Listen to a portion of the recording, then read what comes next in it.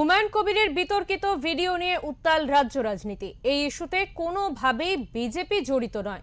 কেন্দ্রীয় স্বরাষ্ট্রমন্ত্রীর এমন প্রতিক্রিয়ার পাল্টা বিবৃতি দিয়েছেন তৃণমূলের সর্বভারতীয় সাধারণ সম্পাদক অভিষেক বন্দ্যোপাধ্যায়। তিনি বললেন, হুমায়ুন কবির বলেছেন ভিডিওটি এআই দিয়ে তৈরি। একই কথা শুভেন্দু অধিকারীরও। তিনি একে ঠাকুর ঘরে কে তো কলা খায়নি প্রবচনের সঙ্গে তুলনা করছেন।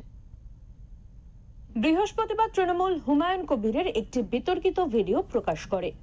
ভোটের মুখে এই ভিডিওটিতে হুমায়ুন ও বিজেপির বোঝাপড়া নিয়ে যে কথোপকথন শোনা গেল তা নিয়ে তোলপাড় রাজ্য রাজনীতি। এই ভিডিওটিতে যে আর্থিক লেনদেনের কথা উঠেছে তা নিয়ে ইতিমধ্যে তৃণমূল ইডির তদন্ত চেয়েছে।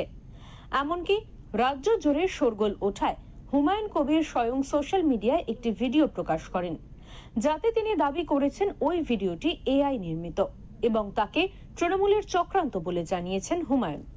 শুক্রবার কলকাতায় বিজেপির নির্বাচনী ইস্তেহার প্রকাশের পর সাংবাদিকের প্রশ্নের উত্তরে কেন্দ্রীয় স্বরাষ্ট্রমন্ত্রী অমিত শাহ বলেন, এই ধরনের বোঝাপড়ার চেয়ে বিরোধী আসনে বসাই তাদের কাছে শ্রেয়।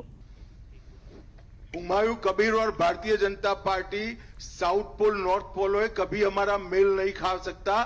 हम बाबरी मस्जिद बंगाल में बनाने के वाले के साथ बैठने से और 20 साल हम ऑपोजिशन में बैठना पसंद करेंगे। ভিডিওটি সোশ্যাল মিডিয়ায় ভাইরাল হওয়ার পর চট জলদি নিজের উদ্যোগে একটি ভিডিও পোস্ট করেন হুমায়ুন কবির, যেখানে তিনি দাবি করেন এই ভিডিওটি এআই দিয়ে তৈরি এবং এর জন্য তিনি তৃণমূলকে নিশানা করেছেন। শুক্রবার এই প্রসঙ্গে ব্যঙ্গ করে হুমায়ুন ও বিজেপিকে কটাক্ষ করেছেন অভিষেক। দেখুন, এগুলো তো আপনারা যেভাবে পেয়েছেন, আপনাদের মধ্যে থেকেই সাংবাদিক বন্ধুরা আমাকে লিঙ্ক পাঠিয়েছে, আমি দেখেছি এবং খুব ইন্টারেস্টিং। আমি দেখলাম হুমায়ুন কবিরও বলছে এটা এআই জেনারেটেড, বিজেপি শুভেন্দু অধিকারীও বলছে এটা এআই জেনারেটেড। আমার আর কিছু বলার নেই। মানে BJP A equal to B equal to C, A equal to C, সোজা কথা। উনি বলে দিচ্ছেন এটা এআই দিয়ে তৈরি, আর শুভেন্দু অধিকারী বলে দিচ্ছে এটা এআই দিয়ে তৈরি। ঠাকুরঘরে কে, আমি তো কলা খাইনি।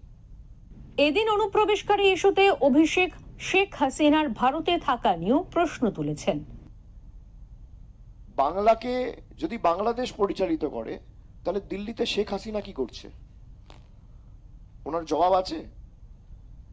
1.5 বছর ধরে শেখ হাসিনাকে নরেন্দ্র মোদীর সরকার কি কারণে আশ্রয় দিয়েছে? কোন শিল্পপতিকে বাঁচানোর জন্য? শেখ হাসিনার স্ট্যাটাস কি? তিনি কি অনুপ্রবেশকারী না শরণার্থী? অমিত শাহ জবাব দিতে পারবেন?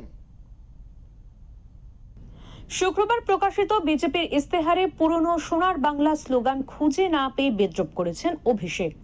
ভোটার তালিকা থেকে নাম বাদ এবং দিল্লির গোপন আস্তানায় থাকা বাংলাদেশের প্রাক্তন প্রধানমন্ত্রী শেখ হাসিনার প্রসঙ্গ তুলে শাহকে নিশানা করেন অভিষেক। তিনি বলেন, রাজ্যে এসআইআর প্রক্রিয়ায় বিপুল সংখ্যক ভোটারের নাম বাদ দেওয়া নিয়ে ক্ষমা চাওয়া উচিত শাহের। ব্যুরো রিপোর্ট, ওঙ্কার বাংলা।